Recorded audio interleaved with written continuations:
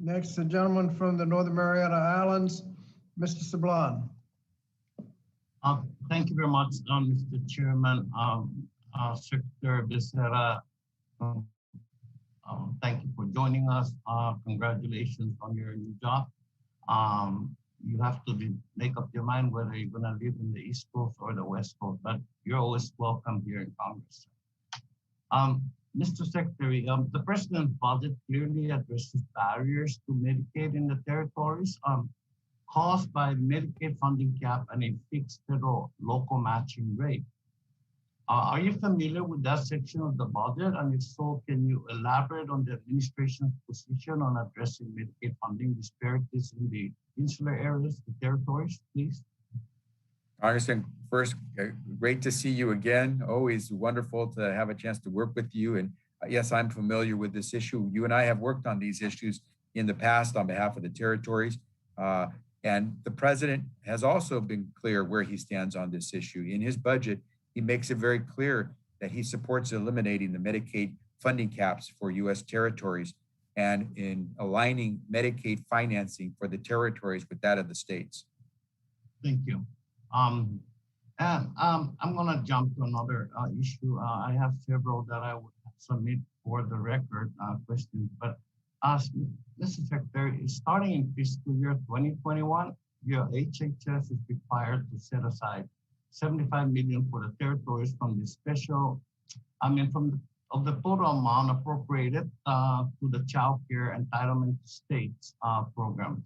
ARPA specifies that the $75 million is to be allotted among the territories in proportion to their respective needs. What data or formula did HHS use to determine the respective needs of each territory? Did you have that answer now or come back with it later? Congressman, let me get back to you on the precise data or the formulation that was used. And I'm pretty sure you were asking about childcare, but it's a little difficult to understand your question because, at least for me, you were coming in and out. But I think it was with regard to childcare and how that funding would work for the territories. We can get back to you on that.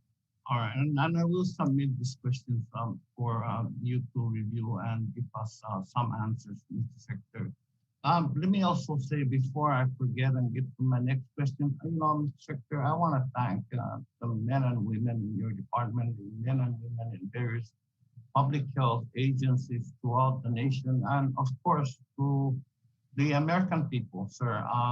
Just the American people. Just today, my district, the Northern Mariana Islands, moved to the community vulnerability level green. This is great news. And since we started this pandemic with gotten, I think 180 something infections. And of that, we've had 2 deaths in the very, very beginning from individuals who were coming in as visitors and brought in were sick before they got here, but of course, we couldn't have done any of this or kept our people safe if it weren't for the generosity of the American people, and I thank them for all the help. But my final question, Mr. Secretary, is, and I'm switching here, under ARPA, the Northern Marianas has never been, until ARPA, the Northern Marianas has never been eligible for TANF.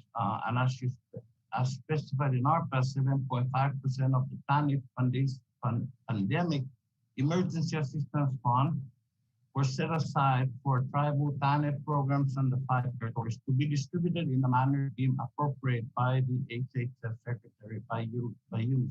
Secretary. Could you elaborate, sir, on what factors you considered when allocating the TANF Pandemic Emergency Assistance Fund funding to the Northern Marianas? Congressman, absolutely. Let me first say that I know the president believes this, and I feel it as well, that when it comes to pandemics or any type of crisis, we all reach out to everyone in the American family. And certainly, our brothers and sisters from the Mariana Islands and the territories are part of the American family. And so when it comes to something like a crises or where it comes to the distribution of funding, we will do at HHS what we can to make sure that those funds first go to those most in need. And we try to do it in a way that lets us show a transparent allocation.